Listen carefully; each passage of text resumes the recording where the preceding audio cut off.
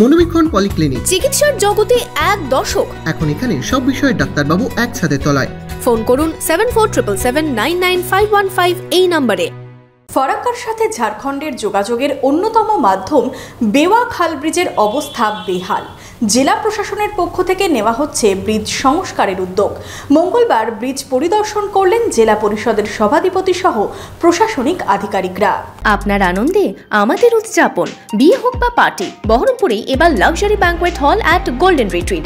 জেলায় একমাত্র pillarless banquet, আছে স্পা, সালন, ক্লাব মেম্বারশিপের সুযোগও। বহরমপুর শিল্প তালুকে গোল্ডেন রিট্রিট। ফরাক্কার বেওয়া খাল ব্রিজের অবস্থা বেহাল। যে কোনো সময় ঘটতে পারে বিপদ। বিপদ ঘটলে যোগাযোগ বিচ্ছিন্ন হবে ফরাক্কার সাথে ঝাড়খণ্ডের, কারণ ফরাক্কার সাথে ঝাড়খণ্ডের যোগাযোগের অন্যতম এই ব্রিজ।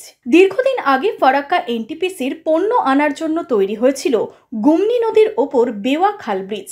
বাংলা থেকে ঝাড়খণ্ডে প্রতিদিন শয়ে শয়ে পণ্যবাহী ট্রাক থেকে গাড়ি যাতায়াত করলেও বর্তমানে এই ব্রিজের অবস্থা বেহাল।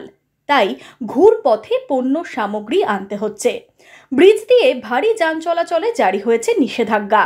তবে এনটিপিসি কর্তৃপক্ষ ব্রিজ সংস্কার না করায় জেলা প্রশাসনের পক্ষ থেকে ব্রিজ সংস্কারের উদ্যোগ নেওয়া হচ্ছে। মঙ্গলবার ব্রিজ পরিদর্শন করেন জেলা পরিষদের সভাধিপতি সহ প্রশাসনিক আধিকারিকরা। দেখুন, আমাদের তো একটা তো প্ল্যান এস্টিমেটের ব্যাপার থাকে। এখন আসলাম দিয়ে আমি বলবো যে কালকেই এটা নিয়ে আমি একটা